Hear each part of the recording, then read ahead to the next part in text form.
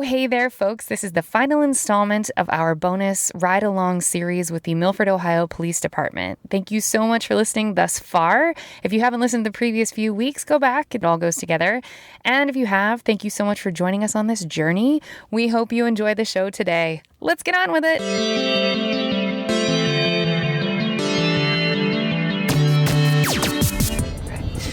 Can you speak generally about what it's like to be just a female officer in general? Very hard. I think it's by individual. I've seen female officers that, don't care either way. Myself, I think I can probably speak for Dennis as well. It's just, you work so much harder and you train outside so much harder just to hopefully be looked at as an equal, and you're never gonna be looked at. I mean, you're always gonna be the weakest link. And not that my department makes you feel that way. I'm not saying that at all. I'm just saying in general, you just put a lot more stress and a lot more pressure on yourself to be one of the guys, in a sense. You don't want to be looked at as, I don't want her, back me up. Does that make sense? Because the female, I mean, we are weaker. As far as muscle and stuff like that, it's just no matter what you are. And I think the good female officers just beat themselves up a whole lot more because they want to be looked at as equal to their partners. Mm-hmm. And it's a hard thing. Do you feel like when you say you work harder, that means you are working out on your off time and you're what does it look like? Yeah, I train with fitness and stuff a lot just because I want to have some sort of edge somewhere when it comes. Listen, the criminals, bad people are always going to be stronger, younger, and faster than you. Always. Mm. Always, always, always. So I feel like I need some sort of edge to help me in that sense, but at the same time, you're still a female. If a bad guy's going to look at you or your 6'6", 300-pound partner, I mean, you're going to be the weakest link. Yeah. It's just, unfortunately, it is what it is. But I put a lot of pressure on myself just to try to be up to that level. Have you had criminals size you up and say things about your gender? As far as I'll have you can handcuff me anytime. Sure. I'll go. You can take me in, just stuff like that. But overall, as far as people going after me before a guy, not really. I don't think so. Yeah. I think sometimes you get a little bit more respect. Interesting. Not all the time, but I think sometimes they look at you as a woman, the better ones, and kind of okay, she's clearly badass. Yeah. But I don't know. I don't know. Yeah. Do you think having majored in, what did you say, criminal justice, mm-hmm. do you think that helped? Your understanding of law enforcement and stuff, or do you think it doesn't matter? I think you learn on this field. That's what you're saying. What do they call it? OTJ? Yeah, I think you learn everything that you need when you get into this field. I think sitting behind a desk, studying stuff for patrol it may help a little bit, but I couldn't tell you one thing that I'm going to be honest with you. Yeah, I mean, everything, it's just a very hands-on profession that you learn, and nothing's ever the same. There's no book that's going to tell you how to handle every situation. And when we were talking earlier, you had mentioned there's some regulars. So you have people that you arrest a lot, or you at least see around, or that do the same crimes, or struggle with addiction, that kind of thing? Yeah, so we have a handful, and I'm sure it's in every single area that we'll see them walk, and we know their names, and they know us. It doesn't make them bad people. It's just that we have more encounters with certain people than others. Yeah. That's sad. Yeah, that is sad. Are you able to offer resources? Oh, they're going. See? Yes, and that's one thing about our department, and I can't speak for other departments, is that we truly do try to help in every aspect that we can. Get them help. If it's, calling CIT, or, just talk with them a little bit longer, or, trying to find other avenues to get them some help. We do try. It's not like you're a piece of crap, you're going to jail. It truly is not like that. And that's what TV portrays, that, you're just arresting people. But there's a lot of other work that goes involved, and we actually, believe it or not, we do care about people and their well-being, even the ones that we do we are with a lot. All right, we're doing another traffic stop. Me and all my help, and I'm a hero. We're stopped. This person was 33 traffic stop. definitely speeding. He's older. 40 to 33. I'll be on Main Street near Edgecombe with Ohio Passenger.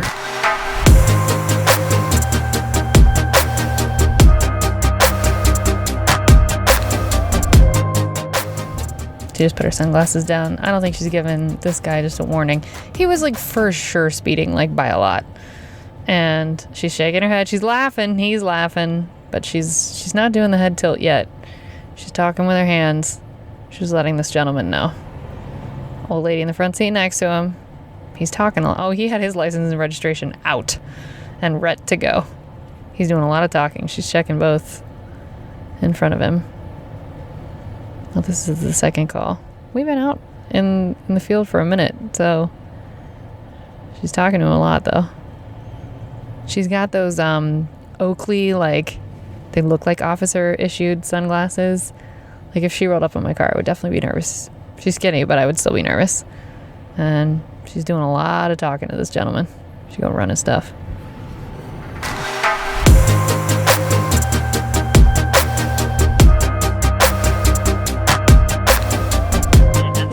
Okay, what's your personal philosophy as a police officer? Like, what do you try to do?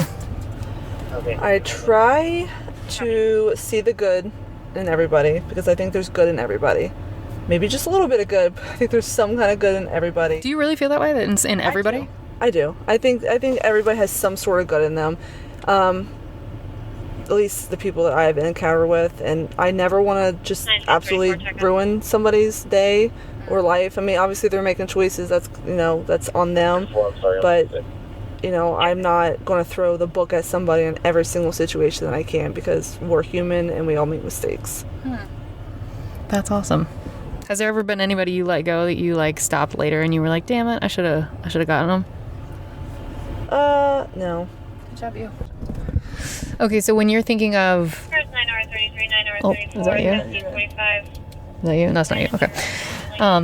Like, how do you turn off that part of your brain of, like, thinking of the worst case scenario always, or thinking that everybody around you has a weapon, or thinking everybody around you is going to, like, hurt you or your kids or whatever? Like, how do you live a normal life?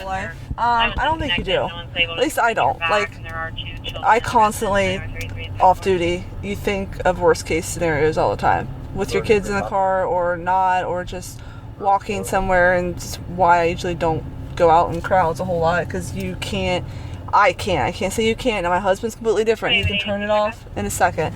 He leaves it at the door. I have a very hard time leaving my job at the front door. So it's just, I think it no matter who you are, it changes you in some aspect. And have people commented that, like, they don't see you as much, or like they think that you're like more closed off or anything like that? Yes. Yeah. A few close people, and obviously I'm not gonna say their names, but yeah, it's not their fault. Like, I think this job literally just changes your psyche a little bit, and you just are more on guard and makes you come off as more, I want to say a cold person, just more maybe jaded, or just a lot more alert than what the normal citizen is on a daily basis. How do you balance that with like I think if it were me, I would have to become a robot, because if I felt everything, I would just constantly be a mess on the floor and I wouldn't be able to do the job. So how do you find yourself on guard emotionally? Like, how do you protect yourself that way in this job? Like, on duty with calls? It's hard. And I'm not going to say I'm perfect, because it was a lot worse in the beginning than it is now. Like, there's times that you obviously have to keep your composure during that situation. Like, no matter what, you got to keep yourself together. But afterwards, I mean, there's numerous times when I first started that I'll get my cruiser and it just, the tears come down, especially when it comes to kids. That's a very, very, very hard thing, especially when you have kids. But, the best thing that you can do in law enforcement is, when you get off duty, is leave that at the door. And that is a very, very hard trait to come by, and I'm not good at it. My husband is, I'm not, so if somebody has a secret to that, they can let me know, but it's hard. Well, and also, like, we sort of expect you all to be robots, and then we don't, but we also want you to be human, but robots, but human, but robot, and it's just like, it's that balance of like, I think it's very easy to forget that you guys have feelings and thoughts, and like, you also like, I don't know, that this would be hard. It's just a hard job. It's just a really hard job. What is if you were going to, what's a perfect world? Like if you were going to describe, like, would it be a world where we didn't need where there be no bad guys? Would that be like a perfect world? Yeah, but we both know that's never going to happen. Right. It's just a world that people will actually get along, and, but that's never going to exist. Ever. So I don't even like think of that, because it's never going to happen. Yeah. Have you ever felt no, I don't want to ask that. Let me change that. How do I want to say this? No, I don't want to ask that either. I'm trying to think of a different way to ask it that doesn't sound so like Pollyanna, like everything's great. If you could educate people on one thing that you think would just generally make a difference with either interacting with law enforcement or just being a human in the world, what would be something that you would tell people that would be helpful for them to know? When you first ask that, the first thing that comes to my mind is just comply. I think people want to go against the grain sometimes, and listen, there's bad decisions officers make. I'm not justifying every decision that an officer's ever made. We all make mistakes, but if just comply and then complain later. Just comply, and then if that officer is in the wrong, complain, and it'll get, trust me, when complaints come in, they get looked at. They don't get shoved underneath the rug. It becomes an investigation. So just comply. It's going to save everybody heartbreak and tears and, families and friends. Just comply and listen, and then complain later if there's a complaint. Is there a law that, I know this exists in the military, is there a law or some sort of rule that you and your husband will never be in the same jurisdiction or on the same squad or in the same, I don't know what the words would be, but like in the military, like brothers couldn't serve together? I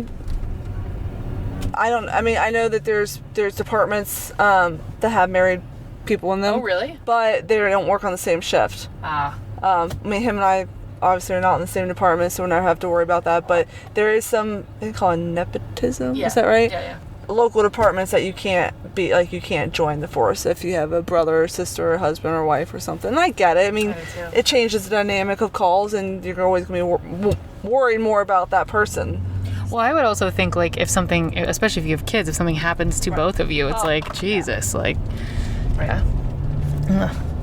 We are at the one movie theater in the town where I grew up, and it has a ridiculously massive parking lot. Like, they do not need this many parking spots, in my opinion. Not anymore. No. Oh, it used to be busy? Oh, back in the day when COVID hit, it was. Oh, really? Yeah. I wouldn't say completely full, but like Thanksgiving, all like those big holidays. Sure, big holidays. Yeah, but this is pretty massive. Yeah. And Officer Wilson was saying, what were you telling me before about this parking lot? So, some of these big parking lots late at night, you'll find like cars by themselves with their windows all steamed out. We all can imagine what was going on in that. It's just random places like that, or back behind school buildings, or just, they think they're being sneaky, but like that's one of the places we always go and look. So how do you break it up? You just knock on the window and tell them to put clothes on, and then usually ask for the ID. But I mean, obviously, if it's too adult, can you cite them? You can. I've never done it. If it's juveniles, then we call mommy and daddy. Do you really? Yes. Oh, that's hilarious. I don't want to know if my kid is. I would too. Oh yeah. But are they just like in tears, like, please don't tell our parents that we're screwing? Yeah. Aw, bless them. I know, bless their hearts. I'd be mad if an officer didn't call me and my kids were doing that. Yeah, I would be too, I guess. What do you see, like, is it the kind of the same thing in like the Target parking lot as like just like running plates, seeing who's got stuff out? Yeah, I don't usually hit them too much. It's just luck. It's being at the right place at the right time is all it is. Yeah. Just get behind the right car. Now, if we were, so like you were saying before, if we were in Cincinnati proper right now, we would just be call. They call it chasing the radio. Oof. But, we have days like that too. Really? It's kind of weird that it hasn't been like that. Yeah.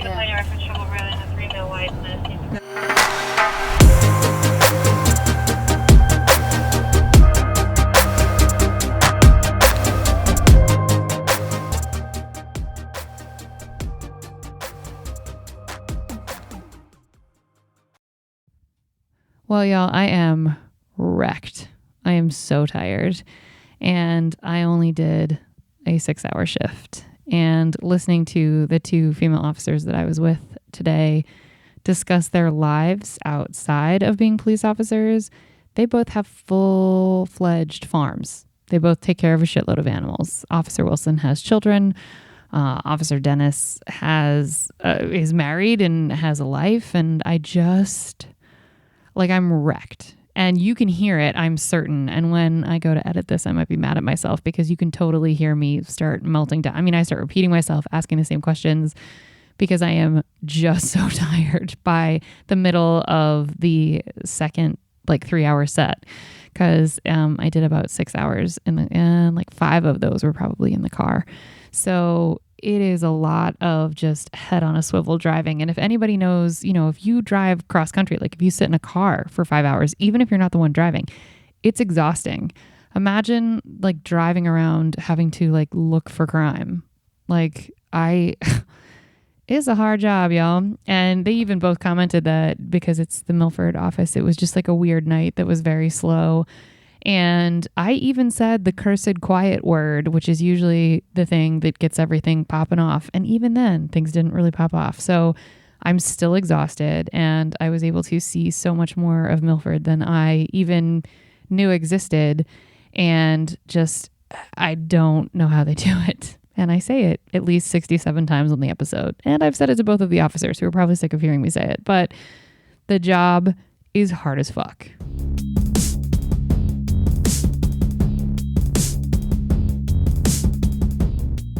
That's going to do it for us here at Service from Hell for the final installment of the Milford Ride Along Police Department episodes.